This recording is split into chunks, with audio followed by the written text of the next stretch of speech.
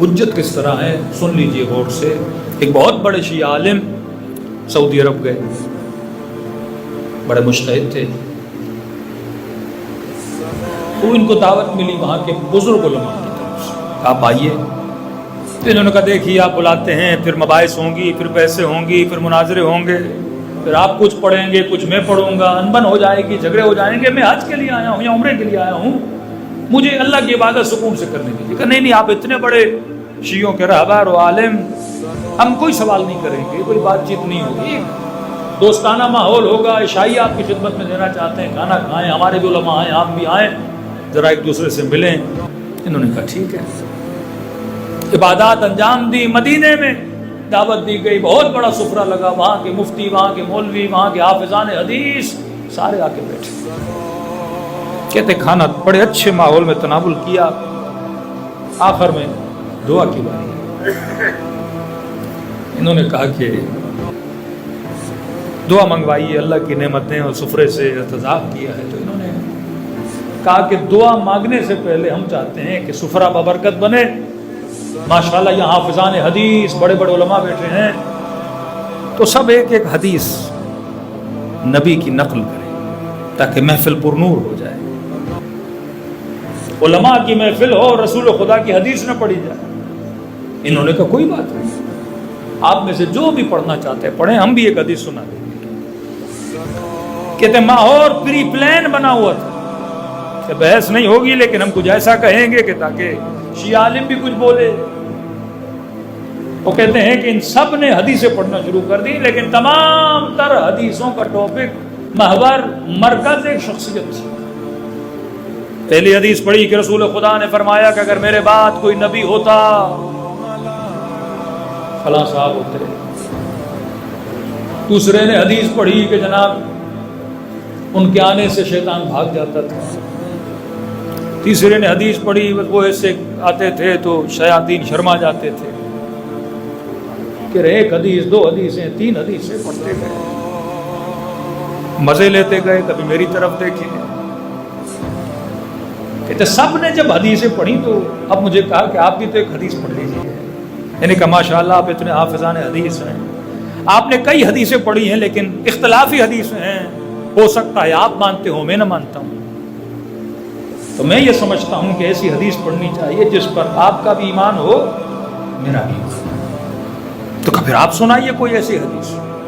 انہوں نے کہا کہ آپ کی کتابوں میں ایک حدیث ہے، میں پڑھوں گا، پہلے آپ تصدیق کریں کہ یہ ہے کہ نہیں ہے، آپ مانتے ہیں کہ نہیں مانتے کا سنائیے. کہ رسول خدا نے فرمایا من مات ولم يعرف امام زمانہ مات میتۃ جاہلیہ. جو مر جائے اور اپنے زمانے اور وقت کے امام کو نہ پہچانے، وہ جہالت کی موت مر گیا. کا حدیث ہے کہ آمنا صدقنا، سچ کہہ رہے ہیں آپ، ہمارے نبی نے سچ کہا، یہ حدیث ہے، من المصدقات ہے، ہم مانتے ہیں، من المسلمات ہے. کہ جس نے اپنے وقت کے امام کو نہیں پہچانا وہ جہالت کی موت مرا. کہ ماشاءاللہ آپ سب مانتے، قسم مانتے. کہ پھر آپ کے وقت کا امام کون ہے؟ تو کہا کہ ہمارے عقیدے کے مطابق اولی الامر وقت کا امام ہوتا ہے. اولی الامر سے مراد حاکم وقت. اس وقت جو آل سعود کے بادشاہ ہیں وہ ہمارے امام ہیں. اللہ اگر قیامت کے دن پوچھے گا تمہارا امام کون تھا، ہم بولیں گے پروردگار جس کو تم نے حکومت دی تھی وہ ہمارا امام تھا. لہذا ہم معرفت لے کر اور ایمان کی موت دنیا سے جائیں گے، جہالت کی موت نہیں جائیں گے. کہا بہت خوب، آپ کو وقت کے امام کا پتہ ہے؟ کہاں پتہ. کہ اگر کسی کو پتہ نہ ہو، اگر کوئی وقت کے حاکم پر، بقول آپ کے وقت کا حاکم کیا ہوتا ہے؟ امام. جیسے آج پاکستانیوں کے امام شہباز شریف ہے. یہ مریں گے، پوچھیں گے ملک الموت تمہارا امام کون تھا، بولیں گے الشہباز الشریف، یہ ہمارے امام تھے. ٹھیک ہے، تو چلیے آپ اپنی تعریف کے مطابق آپ کے وقت کا امام بادشاہ وقت ہیں، آپ جانتے تھے. اور کہ اگر کوئی نہ جانے، استغفر اللہ، وہ جہالت کی موت مرا. ٹھیک ہے، حدیث مسلم تعریف آپ کی کہ وقت کا امام حاکم وقت، اور جو اسے نہ مانے وہ جہالت کی موت مرا. کہ یہ بتائیے نبی کے بعد وقت کا امام کون؟ کہ یہ کوئی پوچھنے کی بات ہے جن کے پاس حکومت تھی؟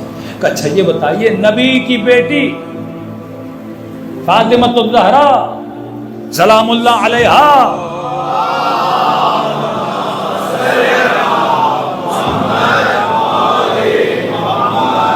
وہ اپنے بابا کے بعد کچھ عرصہ زندہ رہی، اور جب تک زندہ رہی تو وقت کے امام کو پہچاننا ضروری، معرفت کر رکھنا ضروری۔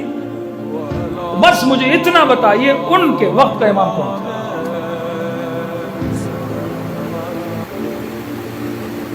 سارے مجمع پہ خاموشی تاری، کہ اگر جانتی تھی تو بتاتی، اگر مانتی تھی تو اقرار کرتی، اور اگر فلاں صاحب کو وقت کا امام نہیں مانا تھا تو یہ بتائیے وہ کس موت پہ دنیا سے گئیں؟ من مات ولم یعرف امام زمانہ مات میتتن جاہلیہ۔ کہے کسی میں جرت جو یہ فتویٰ دے کہ نبی کی بیٹی کس حال میں دنیا سے گئی، جبکہ آپ کی کتابوں میں لکھا جب تک زندہ تھی بات نہیں کی۔ بعض میں اتنا تک ہے سلام کا جواب نہیں دیا، یہاں تک ہے کہ جنابین ملنے گئے اور گھر سے باہر نکلے تو بچے کی طرح رو رہے تھے، کسی نے پوچھا کیوں رو رہے ہو؟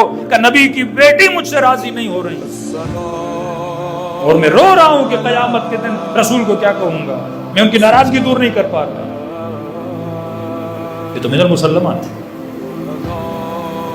کہ آپ بتائیے وقت کا امام کون تھا، یا ہم سے پوچھئے وقت کا امام کون تھا۔ اگر آپ یہ بولیں گے وقت کے امام کو نہیں پہچانا تو الیاذ باللہ ثم الیاذ باللہ نبی کی بیٹی کے لیے کیا کہیں گے؟ تو کہنا تو پڑے گا کہ کسی نہ کسی پہ ایمان تو لاتی تھی، تو کہا یا اس پہ ایمان نہیں لاتی تھی جس پہ آپ ایمان لائے ہو، یا اس پہ ایمان لاتی تھی جس پہ ہم شیعہ ایمان لاتے ہیں۔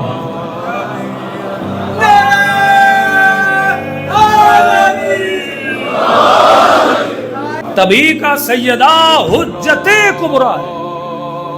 اس منبر سے، سوشل میڈیا سے، کسی کلپ سے کوئی مسلمان یہ سن لے کہ نبی کی بیٹی گئیں، خالی ہاتھ واپس آئیں، اور بڑے دربار میں ان کو جھٹلایا جائے کہ جو ہم جانتے ہیں وہ آپ نہیں جانتی، جو آپ دلیلیں دے رہے ہیں وہ صحیح نہیں ہے، جو ہم نے سنا ہے وہ آپ کو نہیں پتا، تو یہ حجت تمام ہو جاتی، اتمام حجت اسے بولتے۔ اب معجزے کی ضرورت نہیں کہ جناب سیدہ سورج کو پلٹائیں، یا ستارہ ان کے دروازے پہ آ کے سجدہ کرے، یا مثلا جبرائیل آ کے جھولا جھلائیں، یہ حجت نہیں ہے بندہ خدا۔